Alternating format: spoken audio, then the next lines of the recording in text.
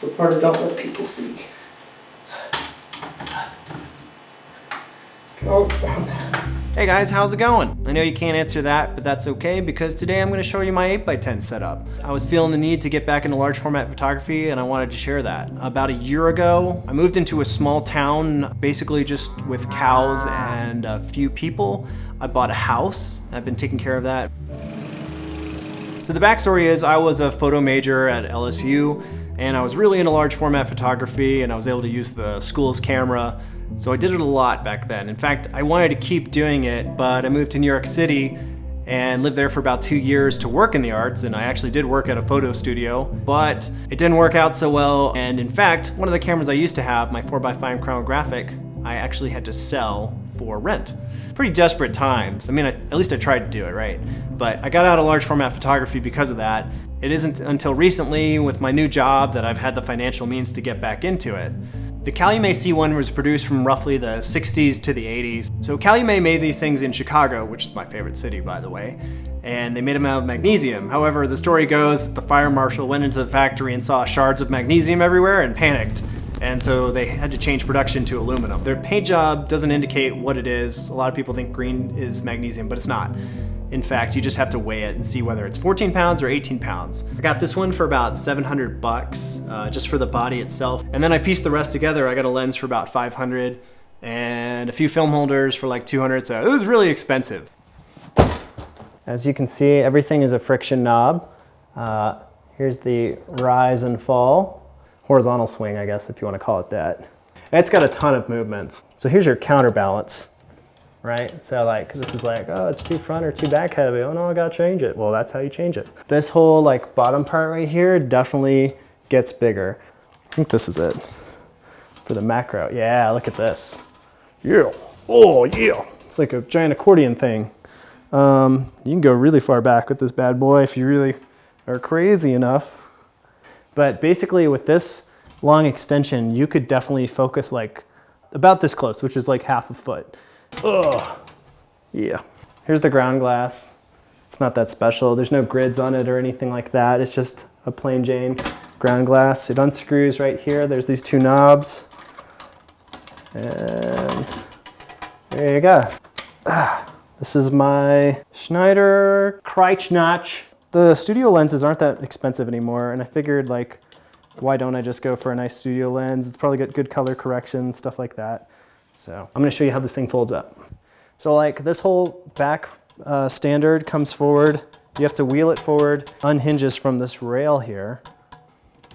There we go. So now the rear standard is totally detached from the knob because it holds the whole front of the camera together. And you just kind of lean it back like it's going to sleep. And then it goes in this case that I got for lights. This awkward contraption in there. And you're good to go. Here are the large format holders. I have the Fisco Fidelity or whatever the hell they are. Yeah, Fidelity Elites. And I also have the old ones. They're really taut. It's really hard to take out the film holder, which is a good thing. If you have all these stacked in a bag together and you don't lock them, this other one could easily snag and open up one of these holders, one of the plates in front. And that's happened to me on shoots and super shitty. So don't do that.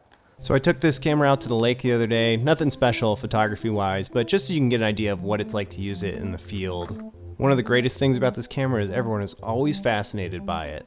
It's just this big hunkering chunk of metal that's going to take a photo. It's exciting. I'm showing them how to look through the ground glass and focus. It's something I can't even show you through YouTube. You just have to really see an 8x10 camera in person to experience that. So here I am trying to take a photo of some of my friends as a couple. I thought these leaves looked cool.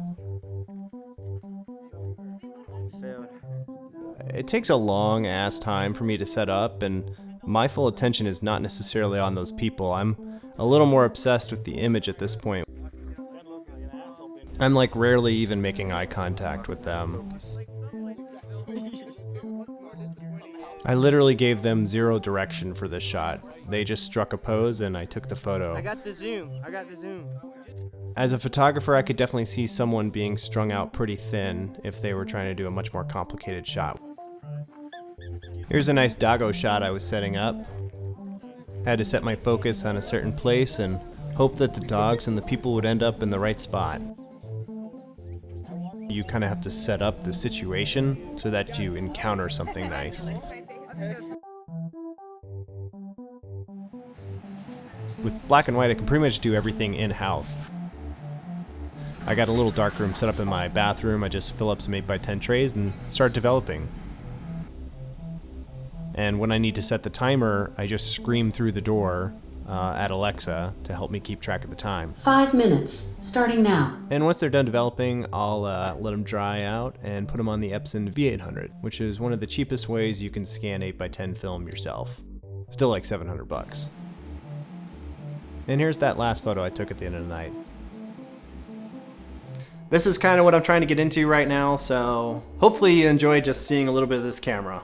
So anyways, thanks for watching. I'm trying to make a video about the Konica Hexar coming up next, because I noticed that's been getting really popular. So thanks for watching. See you later.